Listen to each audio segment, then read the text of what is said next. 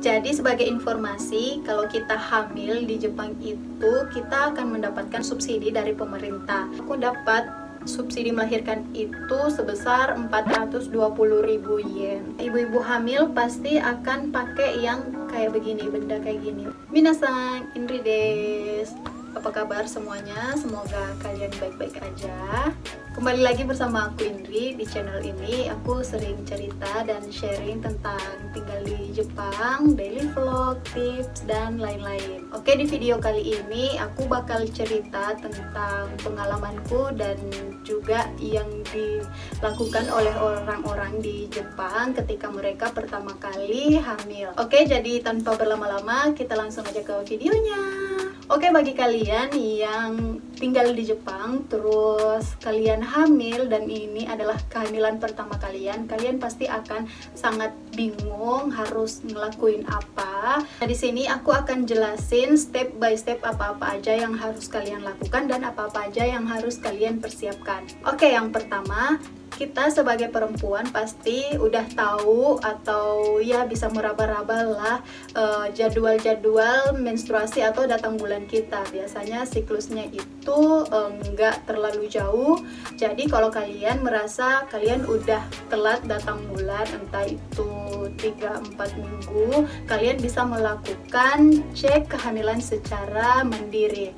Kalian bisa lakukan cek kehamilan secara mandiri atau secara sendiri itu menggunakan test pack. Test packnya itu kalian bisa beli atau kalian bisa dapatkan di drugstore terdekat di tempat kalian. Jadi kayak Welcia atau Matsumoto Kiyoshi, Sunrak atau apapun itu. Untuk harga test packnya itu variatif, mulai dari sekitaran 500 yen hingga mungkin 2000-an atau di atasnya. Nah, setelah kalian dan hasilnya itu positif, pasti kalian ingin memeriksakannya di dokter Obgyn. Nah, untuk memeriksakannya di dokter Obgyn, kalian perlu melakukan beberapa hal terlebih dahulu. Nah, yang pertama mencari dokter Obgyn atau klinik atau rumah sakit bersalin. Terus setelah kalian dapat, sebaiknya kalian melakukan reservasi atau yoyaku dulu sebelum datang ke kliniknya. Biasanya di Jepang itu klinik bersalin atau dokter Obgyn itu bukanya pagi untuk pemeriksaan kehamilan atau kontrol 9 atau jam 8 sampai jam 12.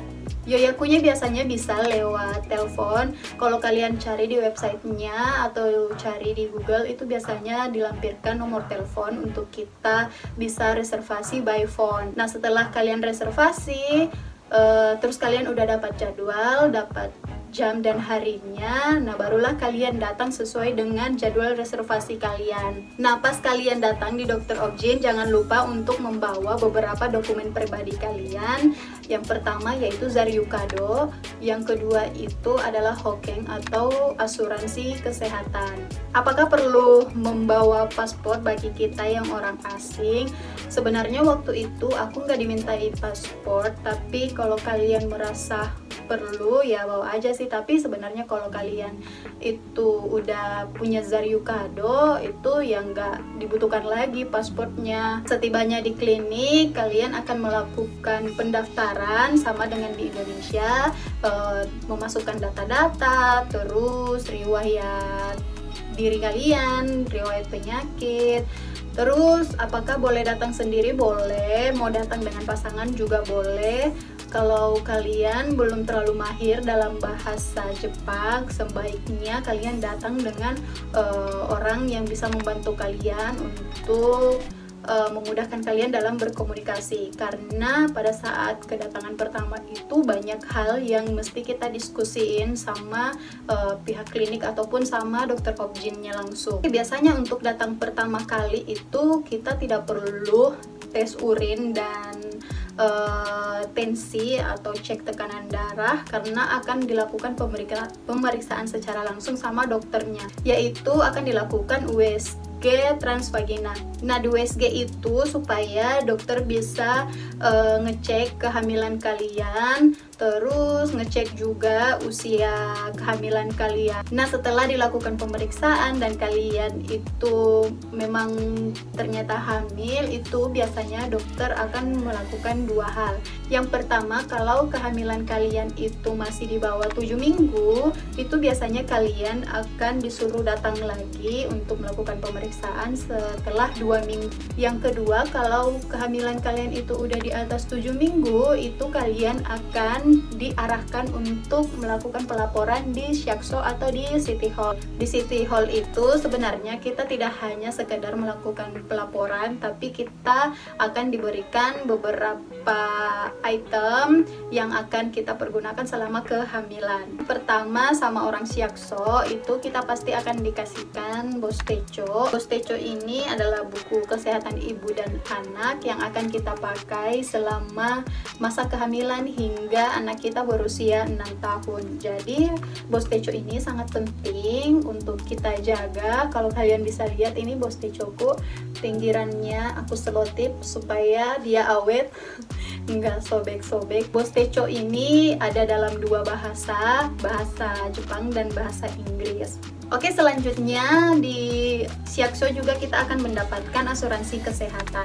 Nah, ini adalah buku asuransi kesehatan. Gunanya apa? Gunanya ini adalah supaya kita mendapatkan subsidi pada saat setiap kontrol kehamilan dan pada saat melahirkan.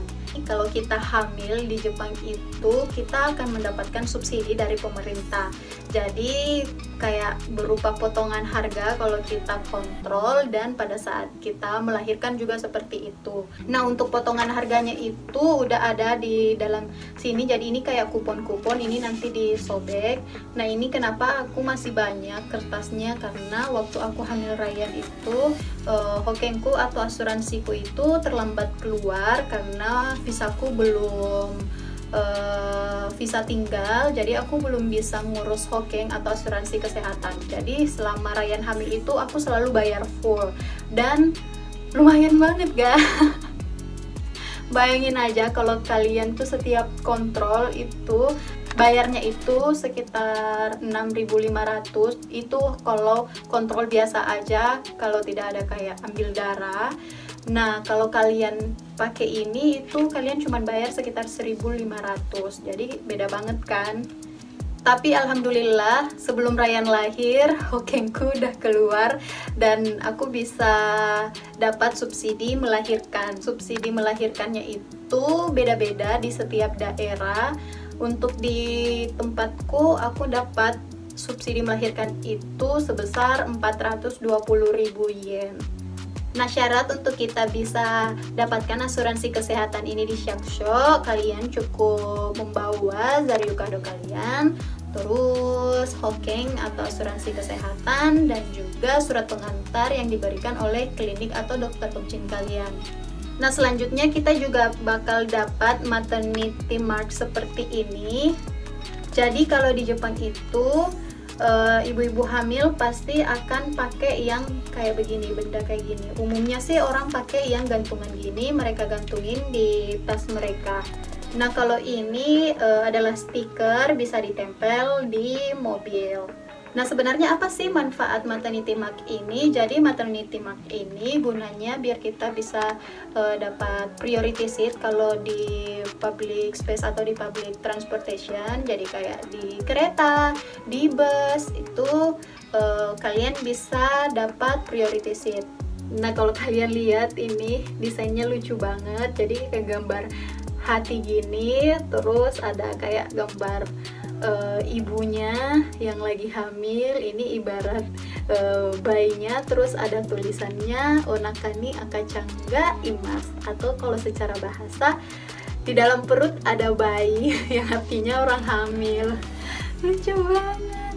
Terus selain itu kita juga dikasih banyak banget pamflet atau bahan-bahan bacaan yang berisikan tentang maternity atau kehamilan atau sebagai new parents.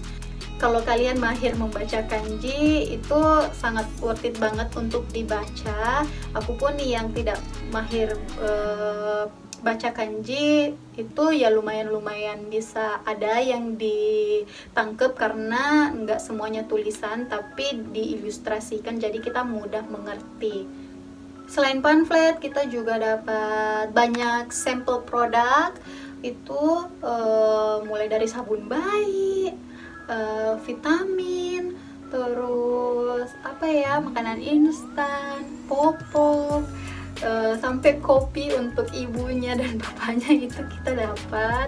Tapi itu beda-beda sih, tergantung dari siap-sok kalian. Oke teman-teman, jadi itulah tadi beberapa hal yang mesti kalian lakukan ketika kalian itu hamil di Jepang. Mungkin kalian bingung atau khawatir mesti gimana, apalagi sekarang pandemi, haruskah kita pulang ke Indonesia.